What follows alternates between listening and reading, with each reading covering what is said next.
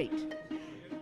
It's a great pleasure to see you all, and this is the first year that the Elizabeth Longford Prize for Historical Biography has gone indie.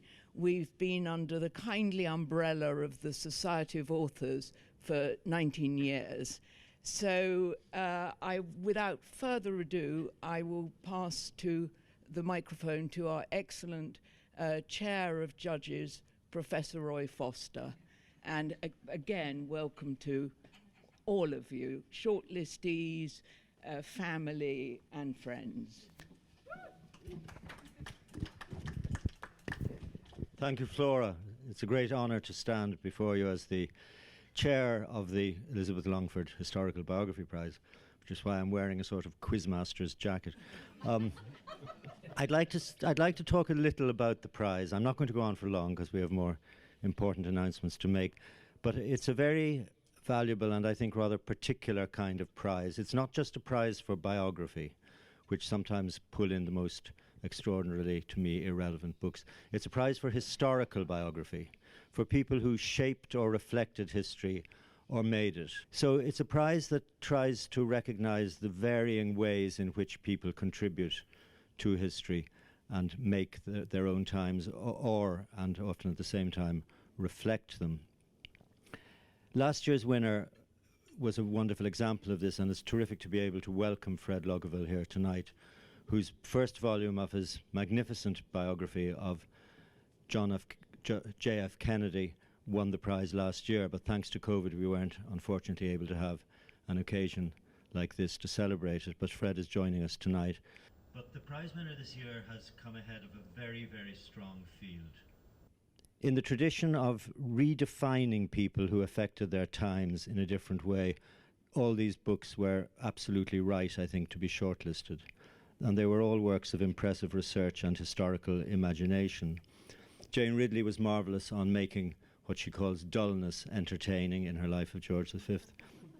Andrew Roberts, in a contrarian way, looked at the image that we have received of George III and turned it on its head. Helen Carr wrote fascinatingly about a kind of might-have-been version of medieval English history, where John of Gaunt. Jonathan Petropoulos explored a shady operator in wartime Paris and then followed him in post-war, trying to, in a sort of quest for Corvo way, button him down, which was a great read. Tim Brennan's work on Edward Saeed showed how a uniquely influential intellectual can change his times and change the way that the East looks at the West and the West at the East. All the books we shortlisted were about people who have contested legacies, and these issues are at the heart of the book we did choose. It takes a robust line on historical interpretation, it draws a memorable picture of a controversial character, and it reconstructs the thick history of a crucially crisis-written era of British and world history.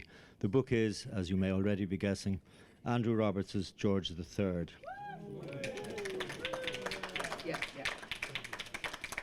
His subject emerges as an astute, intelligent and unexpectedly liberal politician, as well as a national leader who is held in considerable affection.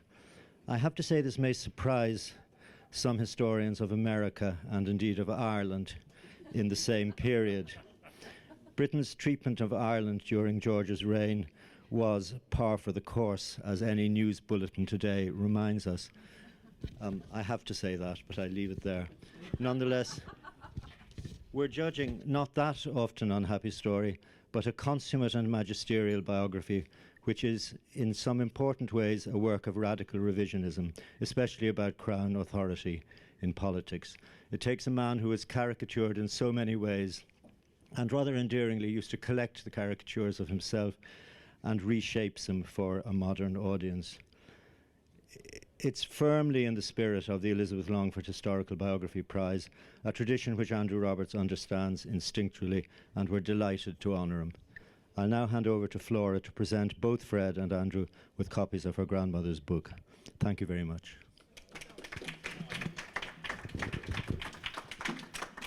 Roy, thank you. And it gives me great pleasure, Fred, to welcome you to London. It's so kind to come and to honour you for the wonderful JFK Volume 1. And this is a bound copy of my grandmother's, and I should say our grandmother's, and there are many Pakenham and Longford family members here. It's her memoirs called The Pebbled Shore, and you are, it's bound for you as the winner of the 2021. Now you, of course, have had your check last year, and Andrew, do come out, and Andrew, congratulations to both of you. And Andrew, this is your copy as the ELHB winner 2022 for George III. There's something missing, which is the envelope containing the cheque, but I shall go and find it. I promise. Roy says that the whole prize has gone bankrupt, and there isn't. It's all that champagne. And perhaps I can ask you both just to say a word or two. I do not have the second check, just so you know. I'm just so delighted to be with you on a typical London evening, I'm sure. It's a pleasure to be here. We had to delay this a little bit. When I got the call from Flora a year ago, indicating that I was the recipient of this prize, it was such a thrill. And now to be here, it just means the world. This book, thank you, Flora, for this. It's beautiful. I will just say, and I guess I'll have a little more to say later on, but I also want to just say that the opportunity to precede Andrew Roberts in a prize is chronologically. is one that I will treasure. I'm going to turn this over to Andrew. Thank you for this. It's great to be with you. Ladies and gentlemen, needless to say, it's a huge honour to have won this prize, partly because I knew Elizabeth Longford and hugely admired her. I was 13 years old when I read Years of the Sword, and I think it was partly down to that I do the job that I adore so much today. She was also present at my worst faux pas of my life, or one of my worst faux pas of my wife Susan will say there are plenty of them, but in this particular one, which at one of my publishing parties I introduced Lady Longford to Lord Longford. Lord Longford, in that tremendous gentlemanly way of his, said, yes, no, I do know Elizabeth. We've been married now for 60 years. But in a sense, and this shows how gentlemanly he was, he said, in a sense, do any of us really know anybody else?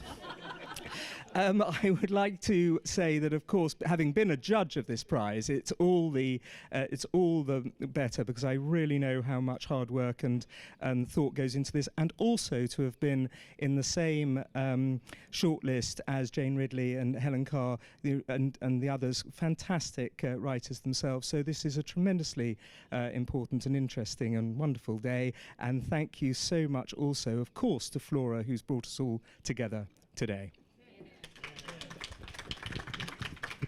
Thank you, Roy. Thank you, Fred. Thank you, Andrew. And I'd also, of course, like to thank, from the bottom of my heart, my mother, Antonia Fraser, Chair of Judges Emerita, very much a judge and I'm not going to say ferocious, but she's, you know, and Richard Davenport Hines, who is here, and Rana Mitter. We are a judging panel who with Roy chairing us, all I can say is it's absolute highlight of my year when I get together with the merry ELHB judges. But this is a new highlight to be here and celebrating the prize, and in our very indie way. Thank you.